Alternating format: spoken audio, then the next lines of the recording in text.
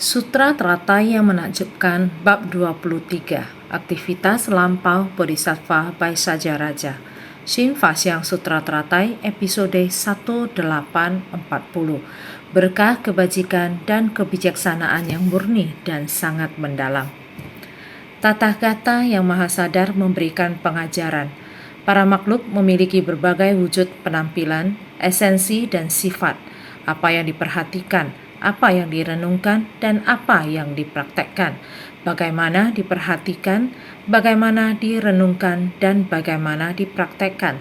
Tathagata memahami sepenuhnya tanpa rintangan. Bersungguh hatilah untuk memahami dan senantiasa menempatkan dalam hati. Dharma yang diajarkan oleh Sang Buddha harus bersungguh hati merenungkan dan memahami. Tathagata yang Maha Sadar memberikan pengajaran. Demi tujuan apa dia datang? Adalah untuk mengajari para makhluk. Berharap para makhluk memperoleh pencapaian apa? Maka kita harus dapat menghayati dan memahami. Sehingga Tathagata yang Maha Sadar memberikan pengajaran. Kita tahu bahwa Buddha datang ke dunia. Terhadap dunia ini melihat adanya penderitaan. Apa sebabnya di dunia terdapat penderitaan seperti ini? Dan penderitaan lalu akibatnya bagaimana? Mengapa harus datang ke dunia mengalami banyak penderitaan? Kelak akan pergi kemana? Datang dan pergi dari dunia perlu diselidiki. Dunia, tujuan apa kita di dunia? Hubungan antar manusia ada makna apa? Hal ini yang dirasakan, diselidiki, dihayati dan dipahami oleh Buddha di dunia ini, dan hendak diumumkan kepada halayak. Sang Buddha datang ke dunia. Dari pencerahannya dapat memahami penderitaan di dunia. Harus bagaimana baru dapat melenyapkan penderitaan ini? Lalu penderitaan karena sebab dan akibat adalah seperti apa? Sebab yang baik akan memperoleh akibat yang baik. Kemana pula arah dari akibat yang baik ini? Sebab akibat dan buah balasan menyebabkan siklus datang dan pergi, atau yang dinamakan tumimbar lahir. Sebetulnya bagaimana ini? Sehingga dia hendak menyelidikinya. Akhirnya dia memahaminya, ataupun tercerahkan. Para makhluk memiliki berbagai wujud penampilan, esensi, dan sifat. Para makhluk. Apa yang dimaksud dengan para makhluk? Manusia adalah manusia. Mengapa disebut para makhluk? Tentu bukan hanya menyebut bangsa manusia saja. Selain manusia, makhluk berjiwa lainnya juga. Penampakan bentuk kehidupan lain berbeda-beda. Bahkan penampakan manusia juga berbeda, baik itu tua atau muda, pria atau wanita, dan lain-lain. Demikianlah, kita semua manusia, tetapi penampilan kita berbeda. Ada esensi dan sifat. Selain manusia, ada juga yang berbeda. Contohnya, kerbau, anjing, babi, kuda, kambing, dan lain-lain. Mereka sama-sama memiliki 4 kaki, sama-sama merangkak. Akan tetapi nama dan penampilan setiap hewan itu berbeda, sehingga disebut para makhluk. Semua kehidupan adalah para makhluk, tetapi penampilan dan jenis mereka berbeda-beda. Jadi mereka semua disebut para makhluk. Sang Buddha datang ke dunia untuk mengajar bukan hanya terhadap manusia saja. Beliau ingin memberitahukan kita semua bahwa para makhluk adalah setara dengan manusia. Dunia para makhluk juga merupakan dunia dari makhluk berjiwa. Sesama manusia memiliki perasaan. Demikian pula di antara para makhluk juga memiliki perasaan. Para makhluk dan manusia sama-sama memiliki jiwa dan perasaan. Berbicara tentang kasih sayang antar makhluk hidup, saya melihat sebuah berita. Di India ada seorang pemilik peternakan yang memelihara sapi. Dia memelihara sapi sampai besar agar bisa dijual. Suatu hari dia menjual seekor sapi. Sapi ini adalah sapi betina. Dinaikkan ke atas mobil untuk dibawa pergi. Mobil mulai berjalan terus melaju. Lalu terlihat seekor sapi lain di belakang sedang mengejar. Mobil sudah melaju sejauh 1 kilometer. Sapi di belakang masih terus mengejar. Kemudian ada seseorang yang merasa kasihan lalu berkata, "Saya akan membeli sapi ini dan ditambah 1 ekor sapi itu lagi." Untuk apa dia membeli 2 ekor sapi itu? Bukan untuk tujuan apa-apa. Tujuannya hanya agar kedua sapi itu bisa tetap bersama, hidup bersama hingga tua, tidak terpisahkan. Jadi, makhluk hidup memiliki rasa kasih sayang satu sama lain. Manusia pun bisa menunjukkan kasih sayang seperti itu kepada makhluk lain. Orang itu mengeluarkan uang untuk membeli kedua sapi itu, agar keduanya bisa hidup dengan tenang dan bahagia sepanjang hidup, tanpa perlu lagi dijual oleh pemiliknya. Dia telah menebus kehidupan mereka, membebaskan mereka. Inilah kasih manusia terhadap makhluk hidup. Dan sesama makhluk juga memiliki kasih sayang satu sama lain. Karena itu, Buddha mengajarkan kita agar kita memahami bahwa hidup memang seperti ini. Dan kita harus lebih menghayati pencerahan agung Sang Buddha dan memahami bahwa semua kehidupan adalah sama. Jadi para makhluk sama-sama memiliki satu nama, yaitu makhluk hidup. Para makhluk adalah makhluk hidup. Para makhluk memiliki penampilan berbeda. Manusia juga memiliki penampilan manusia. Sapi memiliki penampilan sapi. Babi, anjing, domba, dan ayam memiliki penampilan mereka sendiri. Jadi, para makhluk memiliki berbagai wujud, penampilan, esensi, dan sifat. Ada banyak jenis yang berbeda. Manusia dan hewan adalah spesies yang berbeda. Oleh karena itu, penampilan mereka juga berbeda. Bagi kita tampaknya semua anjing sama, namun bagi anjing mereka dapat mengenali perbedaan di antara anjing yang berbeda. Mereka juga memiliki keluarga. Singkat kata, kita harus mengetahui berbagai jenis dan penampilan makhluk hidup. Jenis yang berbeda, berbagai jenis makhluk hidup memiliki hasil penampakan yang berbeda dari sebab. Ini adalah buah-buahan. Sebuah apel juga termasuk buah. Pir juga termasuk buah. Sebutan mereka adalah buah-buahan. Namun buah-buahan seperti pisang, pir, apel, prem, dan sebagainya memiliki nama mereka sendiri. Jenis, penampilan, esensi, dan sifat mereka juga semua berbeda. Buah-buahan dibedakan. Buah ini bersifat panas, buah ini bersifat dingin. Ini dapat meredakan panas dalam buah ini dan lainnya.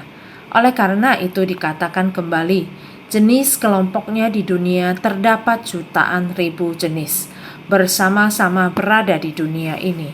Oleh karena itu dunia, kelompok manusia adalah yang paling bisa memahami. Selain itu juga bisa membedakan. Juga barang yang digunakan begitu banyak, puluhan ribu perbedaan yang digunakan manusia.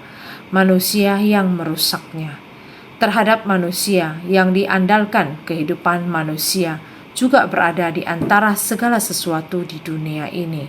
Oleh karena itu, terhadap segala makhluk ini, manusia mengkonsumsi semuanya. Karena segala makhluk menyediakan bagi manusia, manusia mengandalkan makhluk ini. Manusia juga melukai para makhluk ini, merusak, mencemari, membunuh, dan melukai semua makhluk. Ini adalah kelompok manusia. Karena itu, hukum sebab akibat manusia sedang menggunakannya. Karena semua adalah keputusan manusia. Kamu kedepannya terlahir di alam binatang. Harus lihat apa yang kamu lakukan seumur hidup ini. Seandainya apa yang diperbuat tidak membedakan tata krama, tidak mengerti prinsip kebenaran, buah karma kehidupan yang akan datang adalah di alam binatang. Benih jahat, jalinan jodoh jahat adalah harus menerima balasan buah karma jahat. Ini adalah keputusan di dunia dan lain sebagainya. Seharusnya prinsip kebenaran seperti ini dapat disimpulkan. seharusnya sangat jelas. Semua harus paham mendengarnya. Jadi sifat dasar setiap makhluk itu berbeda-beda. Harimau dapat menjadi garang, tetapi baik di waktu yang sama. Seekor ibu harimau yang penyayang dapat menjadi lembut ke anaknya. Semua hewan pada dasarnya memiliki sifat yang bajik. Ketika harimau bertemu dengan manusia dan harimau takut terhadap satu sama lain. Kita berpikir bahwa harimau itu ganas, tetapi harimau berpikir bahwa manusia itu ganas. Kita takut terhadap satu sama lain sehingga kita menyakiti satu sama lain. Kita takut dengan harimau yang ganas, jadi kita menyerangnya. Kita takut terhadap ular, jadi kita menyerangnya. Ini karena takut. Makhluk hidup dapat menjadi lemah. Sebagai pencegahan, kita menyakiti orang lain. Ini terjadi di dunia. Manusia dapat menjadi penakut, jadi kita menyakiti orang lain. Karena membela diri, kita menyerang orang lain. Dengan prinsip yang sama, manusia berpikir bahwa makhluk lain lemah. Jadi kita melukai atau membunuh mereka sesuka hati. Beberapa binatang tak berdosa atau dibunuh karena nafsu keinginan kita. Karena nafsu keinginan kita selama satu hari, lebih dari 200 juta binatang dibunuh dan tersedia untuk manusia sebagai makanan. Saya sering menyebutkan angka ini, jadi kita semua harus mengerti. Singkat kata, Sang Buddha mengajarkan kita, dan kita harus memahami bahwa para makhluk memiliki berbagai wujud penampilan, esensi, dan sifat. Tentu saja yang disampaikan ini dimaksudkan agar kita memahami dengan jelas, karena berkaitan dengan kehidupan kita sehari-hari. Dijelaskan seperti ini agar lebih mudah dimengerti oleh semua orang. Tentu saja dalam ajaran Sang Buddha, istilah esensi dan sifat masuk ke dalam Dharma Sang Buddha sangatlah halus dan mendalam. Dan kalian mungkin belum bisa memahaminya secara langsung. Maka dijelaskan dengan cara seperti ini agar lebih mudah dimengerti. Bagaimana seharusnya kita menjalani hidup? Bagaimana seharusnya kita berpikir? Dan terhadap hewan, bagaimana kita seharusnya memiliki cinta dan rasa hormat? Inilah hal-hal yang perlu kita pahami. Maka, apa yang diperhatikan? Apa yang direnungkan? Sebenarnya kita sedang memikirkan apa? Manusia, apa yang sedang kamu pikirkan? Saya tidak tahu. Dan sekarang, seberapa banyak yang kamu pahami dari apa yang saya sampaikan? Itu pun saya tidak tahu. Saya hanya menyampaikan apa yang saya tahu. Tetapi kalian sedang memikirkan apa? Itu saya tidak tahu. Intinya, antar manusia seringkali saling tidak memahami. Ada orang yang menggunakan cinta yang tulus. Kata-katanya keluar dari ketulusan hati. Perlakuannya kepada orang lain juga tulus. Tetapi ada juga orang yang berbicara tanpa ketulusan, hanya basa-basi dari luar saja. Hatinya sebenarnya tidak ingin mengatakan hal itu. Namun di dunia ini setiap orang punya tujuan masing-masing, punya urusan sosial masing-masing, sehingga manusia menjadi penuh kepura-puraan. Itulah yang disebut manusia. Tentu saja sangat banyak orang yang sangat baik, seperti ketika berkomunikasi dengan Filipina. Di antaranya terdapat sebuah keluarga. Keluarga ini merupakan contoh model keluarga yang sangat baik, memiliki 6 orang anak. Setiap anak berada di negara yang berbeda-beda. Mereka semuanya sangat berkembang. Usaha mereka berjalan dengan baik, menerima pendidikan yang sangat tinggi. Sepasang suami istri tua ini memiliki 6 orang anak. Setiap keluarga, anak-anaknya sangat berhasil dan sukses. Tuan Si Kong Qi ini saat itu sedang terjadi topan yang disebut dengan topan Haiyan. Topan Haiyan ini sangat merugikan Filipina di Tacloban dan Omokri. Daerah ini mengalami kerusakan yang sangat besar karena mengalami bencana alam besar. Kita Ceci dari beberapa negara pergi ke sana, pergi untuk membantu, pergi ke daerah sana. Pulau Leyte ini sebuah pulau yang besar, yaitu karena Ceci, sangat banyak insan Ceci yang bersinergi datang mengunjungi Manila. Saat itu CEO-nya adalah Li Weisong. Dia membimbing banyak orang.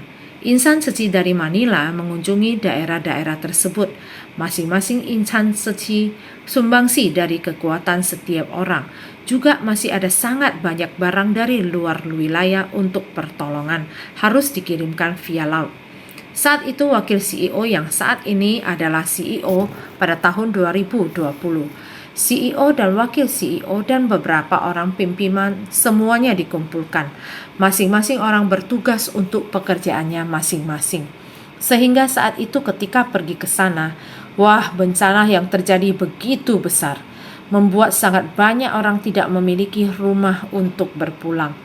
Pikiran yang pertama kali terpikir di saat itu adalah menenangkan kehidupan orang-orang dahulu, sehingga ada rencana untuk membangun 2.000 rumah sementara. Di saat itu, sepasang suami istri yang merupakan wali kota Armok datang ke Hualien untuk berlindung, juga sangat bertekad. Dia berkata bahwa dia ingin mendonasikan 48,5 hektar tanah. Maka dari itu bisa ada tanah tersebut. Sehingga di sana sudah melakukan perencanaan akan membangun 2.000 rumah di tempat tersebut. Kemudian Tuan Si Kongqi mendengar dan bertanya kepada Wei Song. Beliau ingin bertemu dengan guru ini, sehingga Wei Song menemani Tuan Si untuk datang. Dia bertanya kepada Wei Song, berapa banyak uang yang dibutuhkan untuk membangun satu rumah ini?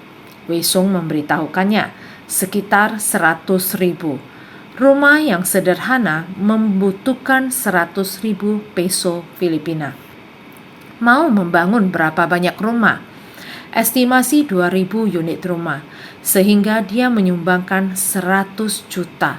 100 juta telah disumbangkannya. Orangnya juga sangat rendah hati.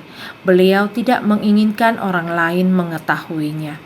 Sejak dari itu, setiap tahun beliau akan mengatakan kepada Ceci Filipina untuk disampaikan kepada saya jumlah donasi yang disumbangkan. Saya sungguh bersyukur. Sumbangsi beliau terhadap Filipina sangat besar.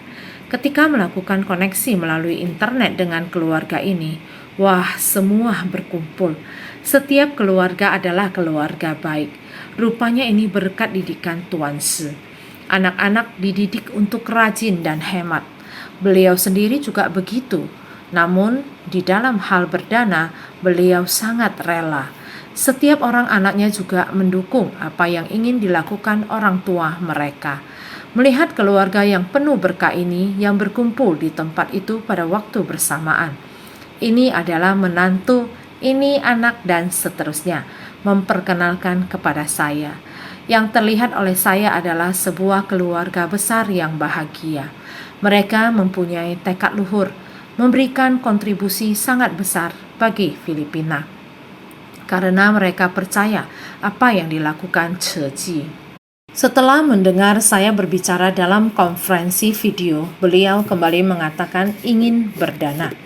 Kali ini karena pandemi pada tahun 2020. Masalah pembagian bantuan yang harus dilakukan sangat banyak.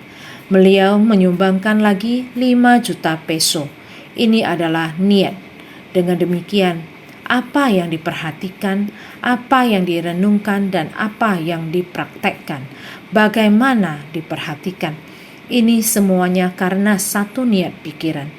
Dalam setiap niat dan pikiran terdapat cinta kasih, sehingga menjadi orang yang mempunyai kekuatan untuk berdana. Setiap pikirannya adalah berbuat kebajikan bagi dunia. Ini adalah perhatiannya.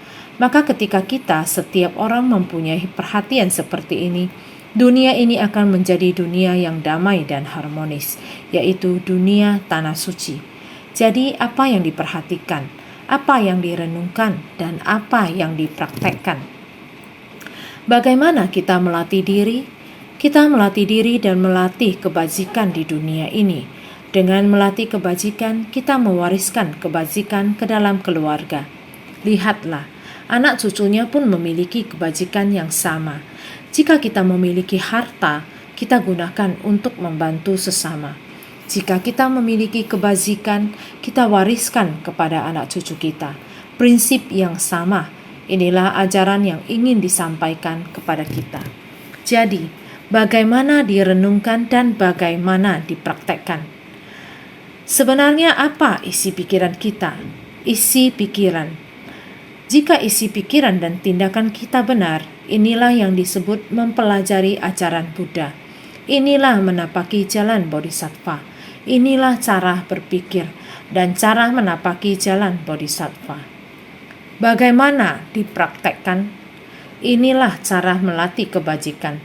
Segala sesuatu yang perlu kita lakukan seharusnya jelas dan tanpa hambatan. Inilah yang dimaksud dengan Tathagata memahami sepenuhnya tanpa rintangan. Apapun yang kita lakukan, Buddha mengetahui dengan jelas. Kita sendiri pun juga harus mengetahuinya dengan jelas. Saya harus memiliki isi pikiran yang benar dan tindakan yang benar. Jika kita menginginkan cinta kasih, maka isi pikiran kita juga harus ada cinta kasih. Tindakan pun juga harus ada cinta kasih. Cinta kasih yang tulus dan tanpa pamrih, inilah melatih diri. Maka bagaimana cara kita melatih diri? Sebagai umat berumah tangga dalam Buddha Dharma mereka disebut Mahasattva atau makhluk agung. Mahasattva atau makhluk agung juga disebut dengan Bodhisattva. Guru sering memanggil kita para Bodhisattva karena setiap orang memiliki cinta kasih. Membantu sesama dengan cinta kasih sehingga kita adalah Bodhisattva. Benar, kita adalah Mahasattva Bodhisattva. Inilah melatih diri. Seperti Bodhisattva Sarvasattva Priyadarsana. Dia mempraktekkannya dalam tindakan nyata. Maksud kekerumunan orang banyak untuk bersumbangsi, kembali kepada Buddha Dharma, memberi persembahan Dharma, memberi persembahan kepada Buddha dalam bentuk tubuh dan Dharma. Ini adalah persembahan yang tulus. Jadi ini telah dibahas sebelumnya. Kemarin naskah sutra ini mengatakan demikian. Seraya berkata, Bodhisattva Sarvasattva Priyadarsana ini adalah guru kami, orang yang mengajar dan membimbing kami. Sekarang ia membakar lengannya dan tubuhnya tidak lengkap lagi. Bab 23, aktivitas lampau Bodhisattva Paisaja Raja. Kemarin kita melihat bahwa dia telah membakar kedua tangannya, dibakar untuk dijadikan sebagai persembahan. Dia membakar lengan sebagai persembahan. Jadi orang-orang ini melihat hal ini dan merasa tidak tega, sehingga mereka merasa risau, khawatir, dan sedih. Mereka sedih dan tertekan. Mereka tidak tega, serta merisaukan kedua lengan ini, dibakar sebagai dupa untuk dipersembahkan. Apakah akan menjadi cacat? Bagian tubuh yang kekurangan, sehingga semua orang merasa tidak tega. Pada saat itu Bodhisattva Sarvasattva Priyadarsana membangkitkan ikrar ini di hadapan persamuhan. Bab 23, aktivitas lampau Bodhisattva Paisaja Raja. Karena semua orang tidak tega dan sedih, jadi dia segera menghibur mereka semua dan berikrar di hadapan semua hadirin di persamuhan. Dengan melepas kedua lenganku, aku pasti memperoleh tubuh keemasan dari Buddha. Sekiranya ini adalah benar dan tidak dusta, kedua lenganku tentu akan pulih seperti semula.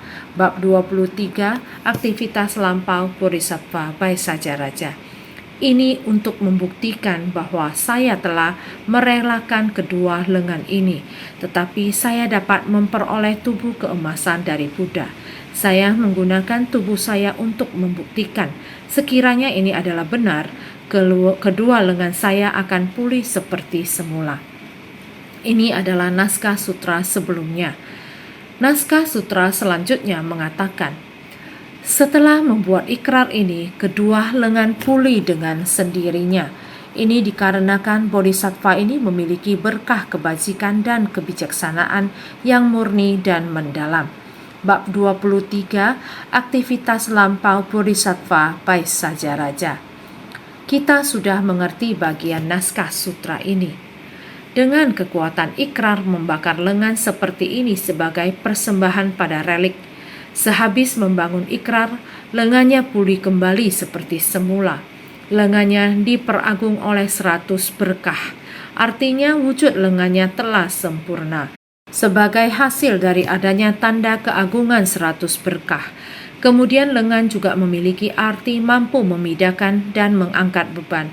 Sekarang dibakar demi memberi manfaat pada orang lain, maka dapat menginspirasi para makhluk untuk memberi manfaat juga. Dengan kekuatan ikrar membakar lengan seperti ini sebagai persembahan pada relik. Karena Bodhisattva Sarva Sattva Priyadarsana ini, Bodhisattva Sarva Sattva Priyadarsana saat itu juga menyerahkan kedua tangannya dan menggunakan tangannya untuk membakar dupa. Inilah yang disebut membakar lengan sebagai persembahan. Ini merupakan kekuatan ikrar. Menggunakan kekuatan ikrar untuk persembahan relik. Sang Buddha telah parinirvana. Reliknya telah dikumpulkan dan ditempatkan di sebuah stupa. Di saat seperti inilah dengan tekad untuk mempersembahkan persembahan relik, persembahan di hadapan relik, membakar lengannya, menjadikannya persembahan. Saya menggunakan ketulusan membakar lengan. Ketulusan hati ini setulus hati pada tempat ini, membangkitkan ikrar dan membuktikannya bahwa akan pulih semula, untuk membiarkan semua orang melihatnya. Pembakaran lengan ini tidak akan merusak penampilanku. Membakar lengan tidak merusak penampilan, maka berarti lengannya diperagung oleh 100 berkah. Kedua tangan ini dihiasi dengan 100 berkah, karena di masa lalu memberikan manfaat kepada makhluk hidup, juga bergantung pada kedua tangan ini. Kedua tangan ini merupakan berkah. Ketika kita manusia ingin melakukan sesuatu, apa yang harus kita gunakan untuk melakukannya?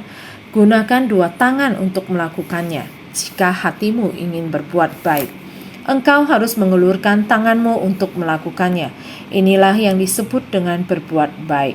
Maka di saat kedua tangan ini terbakar, apakah mereka menghilang? Buktinya tangan yang membara itu masih baik. Inilah lengan yang diperagung. Lengan yang diperagung, keagungannya. Ini artinya beliau banyak melakukan kebajikan. Dia masih terus-menerus memberikan persembahan dengan penuh ketulusan. Kedua lengan ini dengan tekadnya dan kesungguhan hatinya, dia menyampaikan persembahannya. Tetap tidak kehilangan tubuh, tidak kehilangan lengan, tidak cacat, tidak ada yang kurang. Tetap utuh tanpa luka. Sehingga wujud lengannya telah sempurna. Kedua tangan ini banyak melakukan kebajikan, telah menyelesaikan banyak hal yang sempurna. Semua itu dilakukan oleh kedua tangan ini. Pekerjaan yang dilakukan itu tuntas. Melakukan hal ini dengan sempurna dan penuh kecermatan. Melihat banyak hal yang sangat cermat dan sangat detail. Hari itu dokter kita datang ke Jingsi, dokter spesial mata dari Rumah Sakit Ceci di Hualien. Pada saat rapat, dokter spesialis mata menjelaskan bagaimana mengobati penyakit mata, penyakit yang sangat langka. Bagaimana dokter spesialis mata melakukan tindakan operasi. Pasien itu telah mencari dokter yang terkenal, mencari di beberapa rumah sakit yang besar dan terkenal di Taiwan. Tetapi mereka tidak dapat mengobatinya. Kemudian dia datang ke rumah sakit kita dan kita mengoperasinya. Ketika dokter mengoperasinya, ternyata di pori-pori kecil dalam mata, di dalam pembuluh darah halus, dapat dilakukan pengelupasan membran tersebut. Bagaimana dokter mengelupasnya? Begitu tipis, halus dan kecil, bagaikan sehelai rambut. Dia berhasil memisahkan kornea di tempat itu, lapis demi lapis. Kita menggunakan mata kita. Tetapi kita tidak tahu bahwa jaringan di mata kita ternyata begitu halus tak terungkapkan. Tetapi dokter dapat memisahkan mereka lapis demi lapis.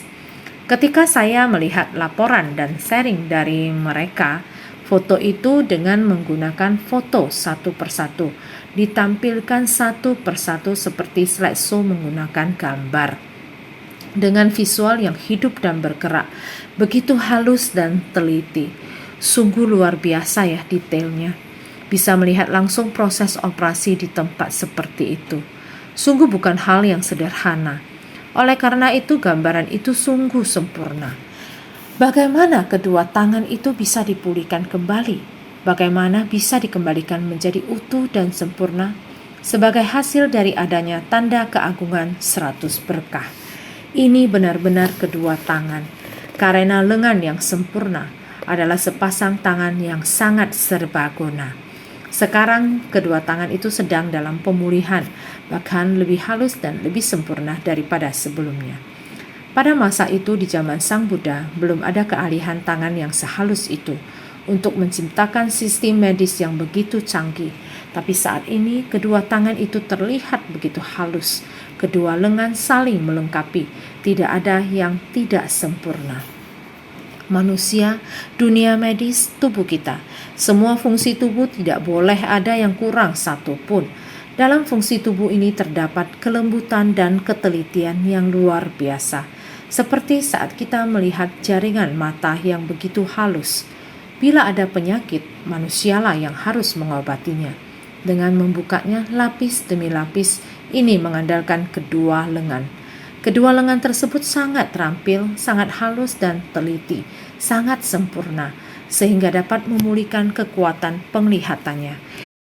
Ini merujuk kepada keagungan sebagai hasil dari adanya tanda keagungan 100 berkah. Ini adalah keagungan dari kedua lengan tersebut, yakni memiliki kemampuan yang demikian. Ini adalah bodhisattva yang pernah menjalankan praktek keras, lengan yang sempurna, rupa yang sempurna dan agung ini. Dengan demikian menjadi sempurna. Terutama adalah lengan juga memiliki arti mampu memindahkan dan mengangkat beban. Berpindah ini, kedua lengan ini dapat berpindah ke sana kemari. Dapat berpindah dengan bebas. Jika tidak dapat berpindah, maka bagaimana melakukan hal dengan halus dan teliti? Maka kedua lengan ini dapat bergerak. Bagian tubuh yang dapat bergerak dengan aktif adalah sepasang tangan. Kedua tangan ini dapat berpindah dan bergerak. Dengan demikian sangat banyak kemampuannya. Setiap orang memiliki kemampuan yang luar biasa. Kedua lengan ini sangat penting. Ia dapat mengangkat beban, membawa benda yang sangat berat, serta dapat melakukan hal yang ringan. Misalnya, pisau yang digunakan pada operasi mata sangat ringan. Ketika melihat benda yang kasar dan berat seperti satu kantong beras yang beratnya mencapai 10 kg, kita juga dapat mengangkatnya. Ini mengandalkan kemampuan lengan, sehingga dikatakan sepasang memiliki laksa kemampuan. Dapat melakukan pekerjaan kasar maupun halus. Ini berandalkan pada sepasang lengan setiap orang. Sekarang dibakar demi memberikan manfaat pada orang lain. Demi untuk memberikan manfaat bagi semua orang lain, ingin agar semua orang membangkitkan keyakinannya. Bodhisattva Sarvasatva Priyadarsana. Karena beliau masih harus kembali untuk memimpin orang-orang yang di belakang. Beliau lebih perlu lagi agar semua orang membangkitkan keyakinan diri. Jadi dia lalu membakar lengan untuk seperti ini memberikan persembahan. Tidak dirintangi oleh kedua tangan ini agar semua orang bisa membangkitkan keyakinan. Ini merupakan pemberian persembahan yang benar-benar tulus. Ini adalah demi dharma melupakan tubuhnya. Sehingga orang ini bisa dipercaya dan diandalkan. Dharma yang diajarkan adalah merupakan dharma sejati, maka mendapatkan kepercayaan dari orang-orang.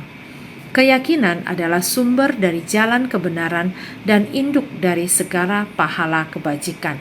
Semua orang bisa membangkitkan keyakinan, maka akan bisa mempraktekkan jalan bodhisattva. Inilah yang bodhisattva ini. Beliau membangkitkan tekad dan membangun ikrar. Jadi membakar lengan. Sekarang dibakar demi memberikan manfaat pada orang lain, maka dapat menginspirasi para makhluk untuk memberi manfaat juga, yakni datang karena ingin memberi manfaat bagi para makhluk, memberikan keyakinan pada semua orang agar bisa melakukan hal yang bisa memberikan manfaat bagi kerumunan orang banyak. Ini adalah untuk membangkitkan keyakinan semua orang. Anda lihat, begitu keyakinan terbangkitkan seperti yang baru dibicarakan, sekelompok bodhisattva di Filipina, selalu jika ada bencana, di mana jika ada bencana maka ke tempat tersebut mereka pergi. Pulau Bohol, yaitu pulau terpencil juga seperti ini, pergi ke sana dan lain-lain. Maka dari itu jalinan jodoh semua orang ada di mana-mana. Maka akan pergi ke sana untuk bersumbangsi. Prinsip yang sama, membangkitkan perasaan cinta kasih dari begitu banyak orang untuk bersumbangsi. Jadi selanjutnya mengatakan, para dewa dan manusia melihat bodhisattva tiada lengan, lalu diliputi kekhawatiran dan kerisauan. Adalah dikarenakan mereka hanya melihat lengan dari tubuh balasannya, tetapi tidak melihat dengan menakjubkan dari tubuh Dharma yang terampil. Ia memperoleh tubuh keemasan dari Buddha, di mana sifat mendasar dari emas adalah tidak mudah rusak atau berubah. Ini ibarat memperoleh tubuh Dharma yang berdiam selamanya dari Buddha, tubuh balasan yang sempurna. Semua khawatir, walau bodhisattva telah membakar lengannya, apakah ini akan berakibat cacat? Sehingga semuanya khawatir, maka disebut kekhawatiran dan kerisauan, yaitu melihatnya bagaimana? Tidak melihat dengan menakjubkan dari tubuh Dharma yang terampil, hanya melihatnya membakar lengan, tidak memahami dia mempunyai metode terampil. Dengan metode terampil membimbing para makhluk. Ini juga adalah sejenis cara metode terampil yang tulus untuk membangkitkan cinta kasih dari semua orang, memperoleh tubuh keemasan dari Buddha. Karena metode terampil ini, demikian dia membalikkan tubuh, memperoleh tubuh keemasan dari Buddha. Dharma Buddha lebih kokoh lagi dalam panggilan jiwa tubuhnya. Sifat mendasar dari emas tidak mudah rusak atau berubah. Ini menandakan tekad yang kokoh, ibarat memperoleh tubuh Dharma yang berdiam selamanya dari Buddha, tubuh balasan yang sempurna. Ini adalah perumpamaan Dharma pada tubuh Bodhisattva Sarvasattva Priyadarsana terhadap keyakinannya yang kokoh, kepercayaannya. Diartikan dengan perumpamaan ini. Setelah membuat ikrar ini, kedua lengannya pulih dengan sendirinya. Kedua lengan kembali seperti semula. Mengatakan kepada semua orang, tekad saya memang demikian. Saya mempunyai ketulusan ini. Saya yakin kedua tangan saya akan pulih kembali. Ini menandakan pembuktian, membuktikan saya adalah demikian bersumbangsi dan juga mendapatkan hasil demikian. Yang diperoleh adalah bukti dari ketulusan saya. Ini dikarenakan bodhisattva memiliki berkah kebajikan dan kebijaksanaan yang murni dan mendalam. Kenapa setelah dibakar, lengan bodhisattva yang terbakar mampu kembali seperti semula? Ini dikarenakan bodhisattva ini memiliki berkah kebajikan yang mumpuni dan memahami kekosongan dengan kebijaksanaannya, murni dan sangat mendalam. Ini dikarenakan bodhisattva ini memiliki berkah kebajikan dan kebijaksanaan yang murni dan mendalam. Yaitu karena bodhisattva ini memiliki tekad yang kokoh. Jadi dia dapat memulihkan kedua lengannya sebagai pembuktian. Kenapa setelah dibakar, lengan bodhisattva yang terbakar mampu kembali seperti semula? Kenapa melihat lengannya terbakar dan kenapa mampu kembali lagi? Itu dikarenakan bodhisattva ini memiliki berkah kebajikan yang mumpuni. Ini adalah kebenaran sejati, ketulusan.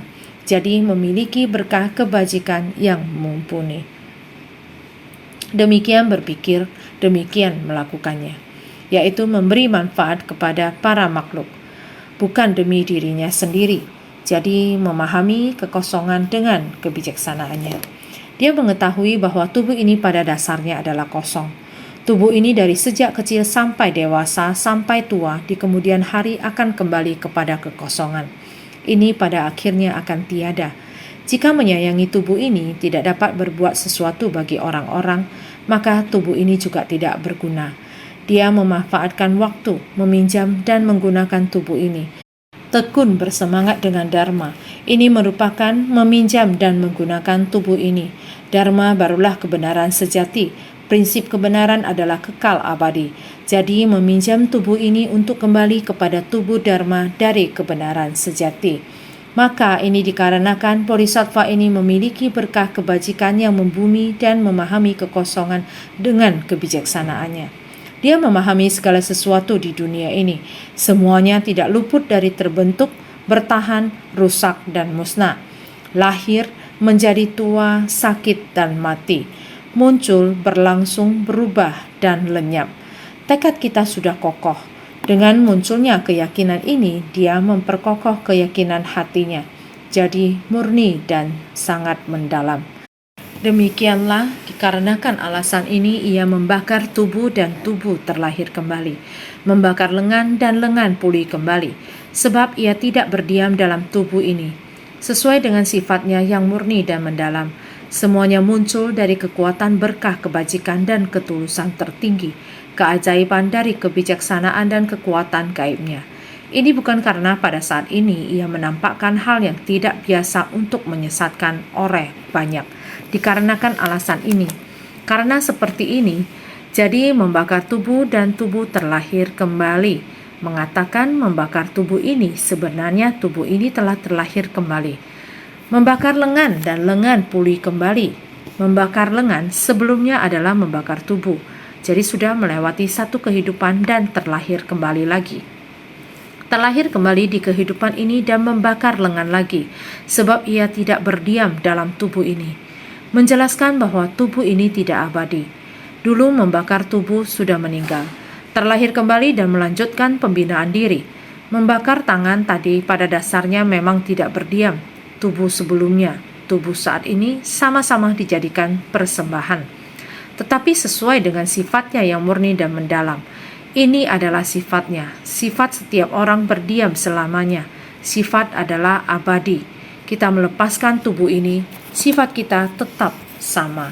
Kita di kehidupan mendatang masih tetap kita. Jadi hukum sebab akibat. Tiada sesuatu pun yang terbawa pergi sewaktu mati, hanya karma yang menyertai.